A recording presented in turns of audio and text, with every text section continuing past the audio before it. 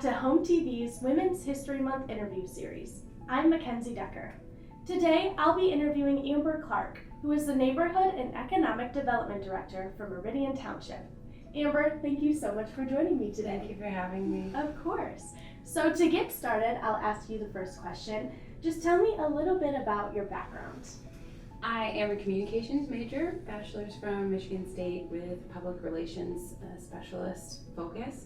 I am a people person, so I like to talk to people and get people together because I think that's what builds. My background in public relations took me to consumers, which was quasi-government, and led me through the experience of being in government for the past several years. So I got the experience of working in economic development and those projects in the city of Jackson. And I am a Meridian Township resident, and so the opportunity came for me to serve my community. That's amazing. Yeah. I love that. You can tell that you love people, you love to be engaged. So tell me a little bit more about what this position entails. Sure.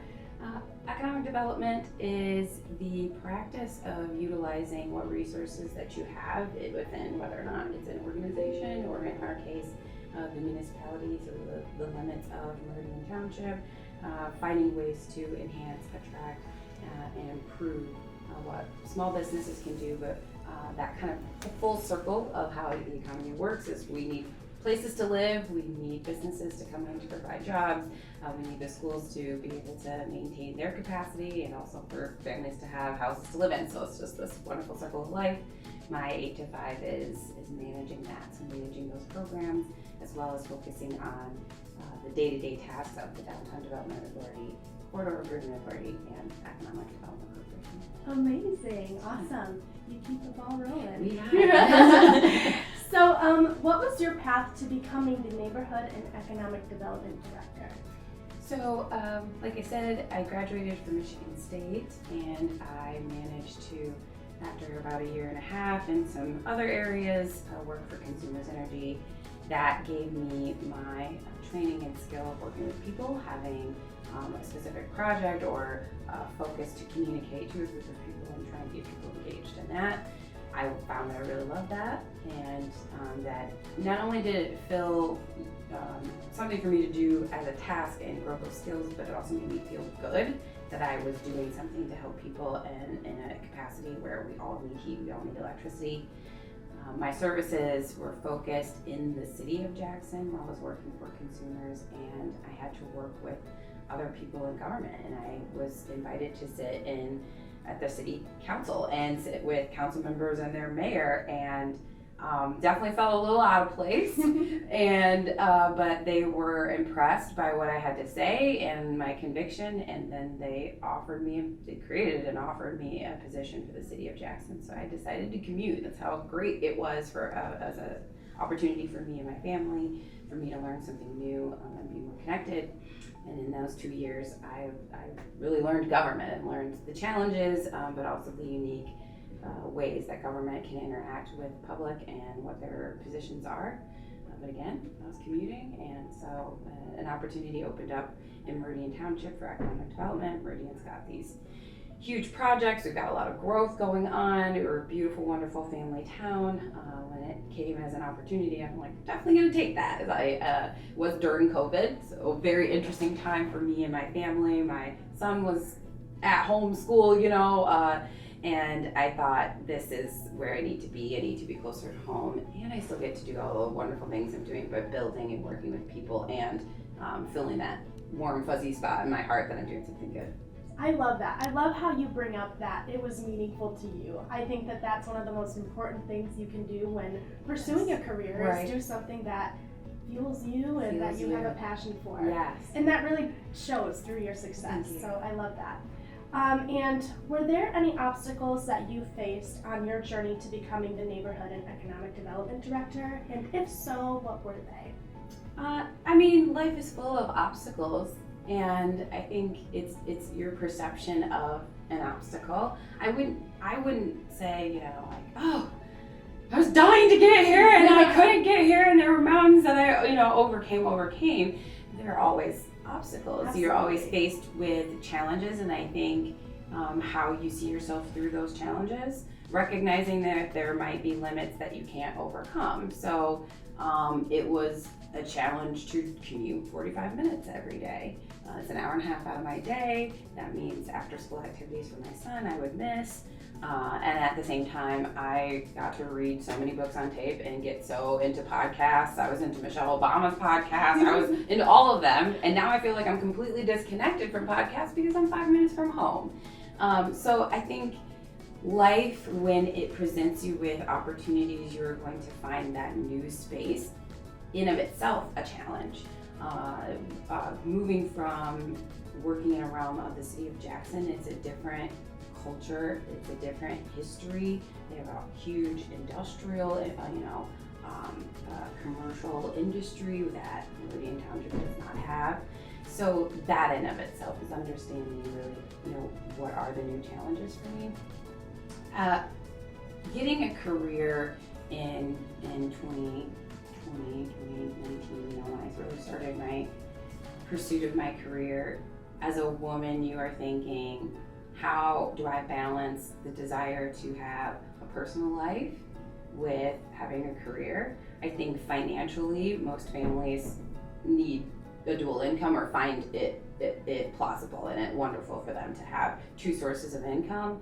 And that just kind of shows how expensive and how things have changed as far as the economy, and also what we as consumers are putting our efforts into, that people would rather be able to get all of their needs addressed, and that money may not be the ultimate thing.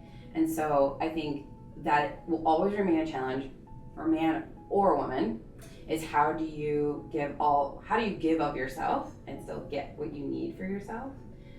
And so I think some people say going after balance is crazy and it makes you like a hamster in a wheel, because you're always, but I think whenever I'm in a situation, addressing a new situation, like accepting this new position, it's like, okay, I gotta recognize what I do know and what I don't know, and we'll just face each challenge as they come.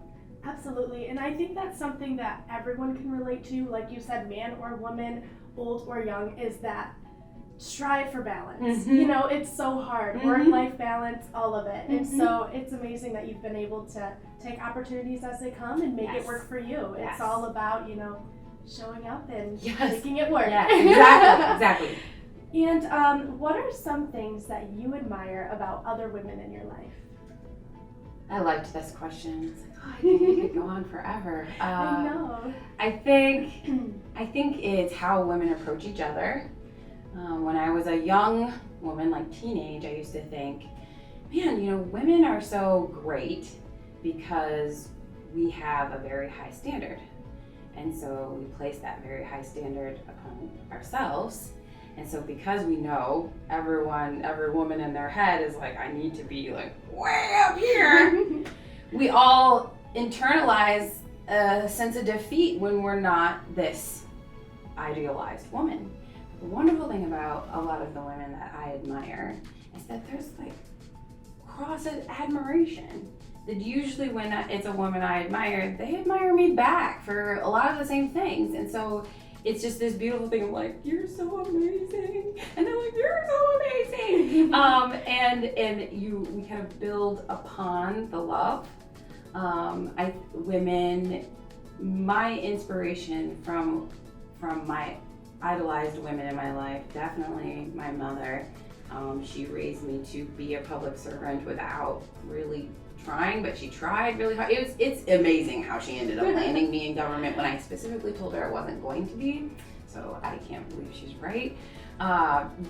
Any woman of that caliber, they are sweet, they are real, they accept faults, and then they just constantly try to do better. And I think that's the thing that's the most inspiring, is that you can meet a woman like a Jill Harlan, peak performance therapy, the Kelly Johnsons of the Kelly's Consignment, and they're like real people, and they have a real conversation with you, and they're inspired back by the things that you do. I so love that. I think to its core, women support women, right? And that's what it's all about. Yeah. And so When you walk into this building now, you see a majority of the workers are female, but that was not always as common as it is today. So can you talk a little bit about your experience starting out in the field and how many female colleagues you had then compared to now? Yes, I've only had one female boss. Wow. Yes, and I'm actually very jealous of other women who have had several female bosses. I feel like, in a way, they have just, it's something different. I don't know, maybe it's something I feel because it's not a lot of my experience, right? My perspective has been working underneath a lot of males. And so I think a lot of female leadership, they present themselves just in that way that you want to be like them, and you are specifically attracted to them. And I would hope to have more experiences of executive leadership from women to help me to be able to like grow in that space. So seeing Meridian Township now with all of those efforts, it just reinvigorates me, right? And inspires me to continue forward, to continue to push myself, but also invite other women that might still kind of float around in that space of maybe this isn't for me. Economic development is not necessarily an industry with a lot of women in general. So it's very common for me to be in a room of other guys. I don't know if it's a life thing, because I am the youngest and the only girl of 3 boys. So I think I tell people that like I've been practicing my conviction since I was a baby, and that's why I'm so loud and so full of energy, because I was like, hey, I'm gonna get attention too. And I think, I just kind of learned that. So I see other women, and I feel like I'm like peaking always to be like, oh my gosh, I love that. Even in my office, this space that we're in right now, it was previously a very prominent, wonderful economic development director. It was a man. And about 8 months ago, I come into my office and I'm like, what is it about this space that I just don't like? There's something about this space I don't like. Because it's not my office. It looks like a dude's office. It looks like a man's office. So I put little plants against the lamps and stuff, and soon it just started to feel right. So it's something about embracing who you are in that I think seeing other women around, it just kind of encourages you to be like, yeah, I'm gonna have a unicorn in my office with a tutu on it or something like that. Yeah, sure. Embrace fully who yourself, because any man has always been encouraged to do the same thing. I love that. So true, so true. And going off of that, what advice would you give other women or younger girls who are kind of starting to navigate the industry and running into those same, issues? Right. I think don't expect to, and don't expect not to, right? Don't expect to enter into a space. There's this 4 Agreements book that I really, really like, by Miguel Ruiz, and one of the agreements is don't make assumptions. And so I think for women sometimes, again, trying to reach that caliber that we've created, there's this line up there somewhere we're going to get to, and I think that women might run into a situation where they are making an assumption they should not be, or they should be, and whatever the adjective, I should be entering this, I should be not this. And I think a lot of times if we just take a little minute, hold ourselves like centered in place, you're going to find that what you're doing is exactly what you're supposed to be doing, and you are not doing the things that you shouldn't be doing. And so I would just encourage women to not be like, oh man, I'm in this room with only men, or I'm in this room where, I'm the only Black woman, or I'm in this room where I'm the only LGBTQ person. That's great. That's exactly where you're supposed to be. And it can get incapacitating. It can get exhausting to feel like, oh my gosh, not only am I trying to say this very technical thing, but I'm also holding this social flag, right? I'm holding this social thing for the room. Just see yourself through it and do your thing. I think there's something so impactful about fully just embracing who you are and where you are in that moment. Mm-hmm. I love that. Mm-hmm. And then the final question, what is one change that can make the future better for women? I'm one of those people that, you see it, you want to change, you got to be a part of it. And again, that means answering the call of opportunity. And sometimes those opportunities are big, and they might be places you've never considered yourself.